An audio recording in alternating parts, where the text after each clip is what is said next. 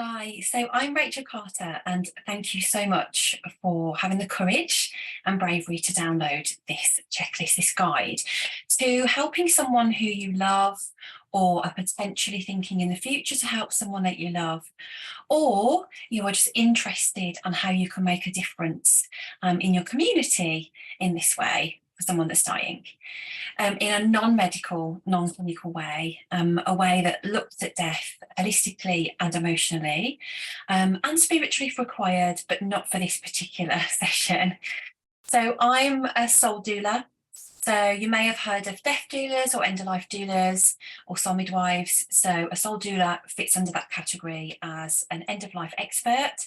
And I work holistically, emotionally, and or spiritually with the dying, and have done since January 2013.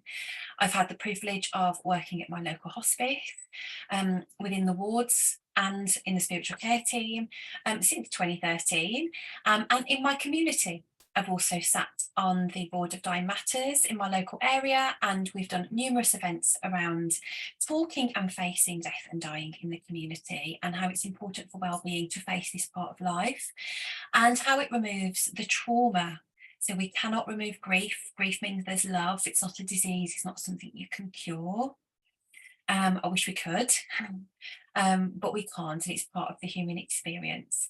However, the trauma and such devastating impacts we can support by actually looking at death and making the journey more comfortable for everyone involved, and not just solely giving it over to healthcare professionals that are already overworked, aren't trained in this way, and services are already underfunded.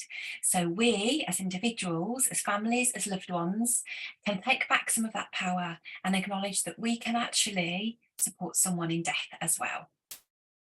I really, really hope that this gives you some comfort and some helpful tips. Please, please, please do let me know if these are useful. So here's the checklist to support somebody you love or you know who wants to die at home. So number one, personalise the space. Ensure their favourite photos, items and artwork are all around them. Number two, remember to declutter the room. I know myself that sometimes when you're in like shock and grief, someone that you love is coming home to die, sometimes we don't have time to think about the space that they're in. You're already under a lot of pressure. The grief you're already feeling at your loved one going can feel overwhelming. So if you can, please, please just look around the room and declutter it and make it feel like a nice, tidy, clean space for the person and for anyone that visits. Number three, create a calm and relaxing space. So using soft lighting, such as lamps and candles. Now, obviously for safety, those battery candles are much easier and safer. And you can leave them on overnight as well, which is handy. Ensure the room is peaceful and bring in soft blankets and cushions. Number four, please do not try to fix or rescue your loved one. Sometimes the best thing you can do is not say anything at all and just be a loving presence in the space. Number five, self-care. You are so important on this journey. Please take care of yourself. Please make sure that you rest, you sleep, you eat nourishing food, you stay hydrated. Please go for walks in nature if you can. Whatever fills your cup, please take care of you. Number six, essential oils. Sometimes the air can be a bit heavy in a room if someone's dying. So what you could do is put 3 to 5 drops of essential oils into a diffuser, one of those water diffusers, to create a really nice subtle smell that just uplifts spirits for everybody that visits and supports that relaxing ambience. Number seven, switch off harsh lighting. Number eight, keep your dying loved one's lips moist with warm, damp cotton wool. Number nine, try and make sure there is a good view from the window, or at least they have a window view, even if there's not a good view, because I know we can't always control that. Number 10, set up jigsaw puzzles and books for visitors and make them feel comfortable in the space. It means they're peacefully occupied, and it means that they might stay a bit longer if their loved one or whoever they're visiting is asleep or not conscious. Number 11, Leave a message book and a pen in the room for visitors to leave really heartfelt messages and memories. And these messages can be read out to your dying loved one over and over again to really anchor in the love that they've received in this life. Number 12, acknowledge they may need someone to listen to them. And this might not be you. It might be our deepest, darkest secrets or something that someone wants to get off their chest. They cannot tell their loved ones, and that's okay. They may need someone to talk to. So if you sense there's something they want to get off their chest, but they're not coming forward with you, maybe calling somebody else, maybe a friend that they haven't seen for a while that they might want to speak to, or you can even hire in a doula to do that. We're trained to be in that space to hear these things and to sit and listen in that space. Your dying loved one must feel comfortable with whoever it is that's sitting with them to hear them. So do not be deterred if the first person you bring in to sit with them doesn't seem to be the right person. That's okay. They've got to feel comfortable. Number 12, support their personal belief system. Do not push or force your own onto them at such a vulnerable stage of life.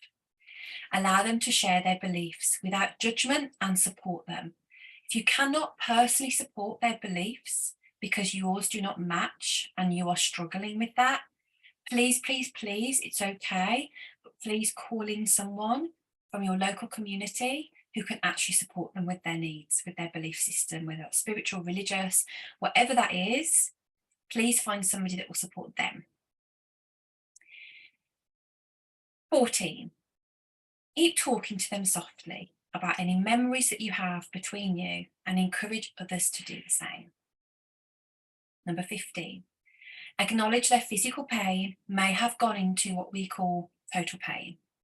This is when emotional and or spiritual pain comes onto the journey. I won't go into it that much right now. It's just making you aware that this can come onto the journey. I've seen it many, many times. And what that can do is actually increase physical pain to a point where your loved one might have had every drug under the sun to keep their physical pain at bay, but they are still in pain. That's a sign that it may have gone into total pain, which where emotional and or spiritual pain comes in and is increasing physical pain. End of life specialists like my soul doulas are trained in this area to be in that space and help someone move through total pain to come back to inner peace. Number 16, tell them they are doing a great job. Not many people realise that when someone's dying, although a lot of the time it looks like they're not doing a lot, they are working so, so hard. So when it's appropriate, when it feels appropriate, just tell them that you acknowledge that they're working really, really hard and encourage them with positive praise. This will only work if someone has actually come to accept that this is their end of life and they've got to that point. And lastly, number 17, give them permission to die. The biggest gift you can give someone who is dying is to tell them that you are going to be okay and that it's okay for them to let go. I see it time and time again. So many people wait for their loved ones to tell them that they're going to be okay and give them permission to go. So there are your 17 tips. I hope you found that useful. If you scroll through the handout, you'll see other further ways to guide and support. So yeah, my name's Rachel. Thanks again for this, and I'm wishing you loads of luck and love, and please do keep in touch.